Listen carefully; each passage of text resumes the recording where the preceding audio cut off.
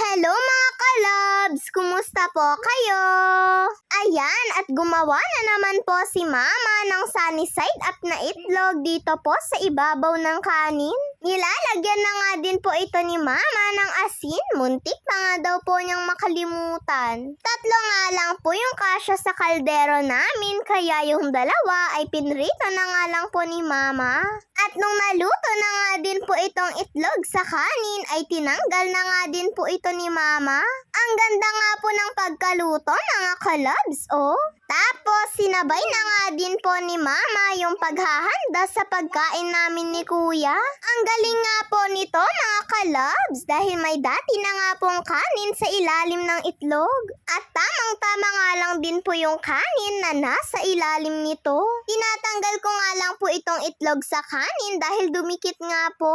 Tignan niyo naman po yung dami ng kanin, oh, at tamang-tama nga lang po sa akin. Yung dilaw po talaga nito, mga kalabs, yung masarap. Pwede lang naman daw po itong hanguin ni Mama na may konting sabaw yung yelo.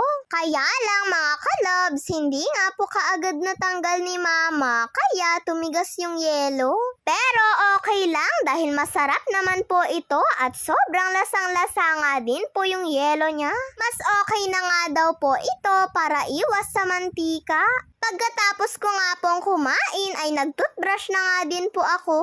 Araw-araw naman po ay laging ganito yung routine ko, mga kalabs. Kaya araw-araw nga din po na ganito na lang lagi yung napapanood nyo sa mga videos ko. Gumawa din po pala si Mama ng baon ko pong tinapay. At mayonnaise nga po yung palaman nito.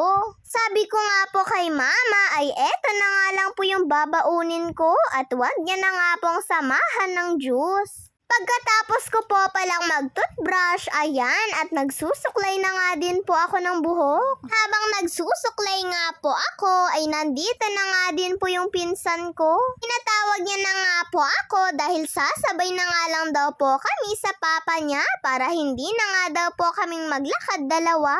At saktong paalis na rin daw po kasi si papa niya, kaya eto nga at binibilisan ko na rin po. At paglabas nga po namin ay nandito na nga din po si papa niya. Yung pinsan ko nga ay sa harap na nga lang po siya sinasakay ni Tito.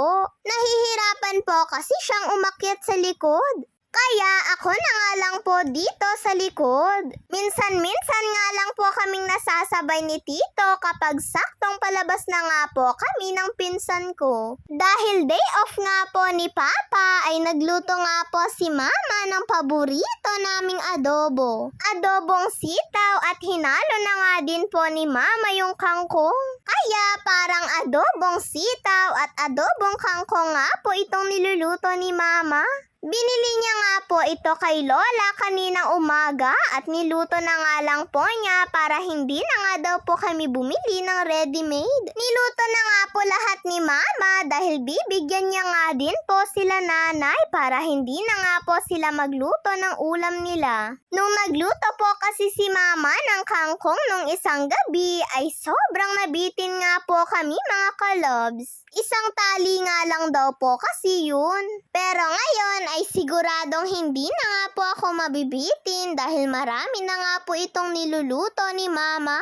Hinuli na nga lang pong nilagay ni Mama eto pong dahon ng kangkong. Dahil mabilis lang din naman daw po itong maluto. Saktong pagkatapos nga po ni Mama sa pagluluto ay dumating na nga din po kami ni Kuya pati po si Papa. Pumunta po kasi si Papa sa meeting nila at halos sabay-sabay nga lang po kaming nakauwi. Pagkabihis ko nga po kaninang tanghali ay dumiretso nga po muna ako sa bahay nila nanay. Tapos nung nakita ko nga pong adobong sitaw yung ulam niya ay napahingi pa nga po ako sa pagkain ni nanay.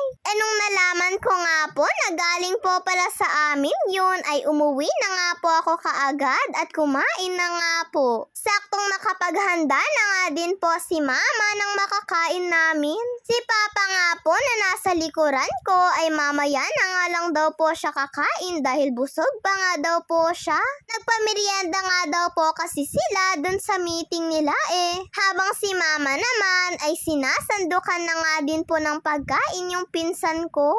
Naku nga, at gusto niya nga pong magsariling sumubo mag-isa oh. Habang ako naman ay binabantayan ko nga po siya dahil hindi nga din po maiwasang matapon yung kanin. Ayaw niya pa nga pong ipahawak yung kutsara niya dahil gusto niya nga po ay siya nga lang po yung susubo sa kanya. At tuwang-tuwa nga po ang bata mga kalabs. At nung nakaligo at nakapag-ayos na nga din po ako, sabi ko nga po kay Papa ay ihatid niya na nga lang po ako sa school. Medyo maaga nga po akong pumasok kaninang tanghali. Nauna na nga lang po ako sa pinsan ko dahil hindi pa nga po siya nakakabihis. Sabi nga po ni Papa ay magmotor na nga lang daw po kami para mabilis dahil mainit daw po kasi kapag naglakad. Pinasuot niya pa nga po ako ng helmet oh. Syempre para daw po mas safe. Pag uwi ko po pala kaninang hapon ay saktong nagmimerienda nga po sila mama at papa. Kaya nagpalaman na nga din po si mama ng para sa akin sa tinapay. Hindi pa nga po ako nakakapagpalit mga kalabs ay kinain ko na nga po muna itong tinapay ko. Shout out po kay Shinalyn Lakilak Vlog, LJ Flores, Carla Batak Francisco. Yun lang po mga kalabs. Maraming salamat po sa panonood ninyo. Mag-iingat po kayo palagi. God bless to all. Bye-bye po.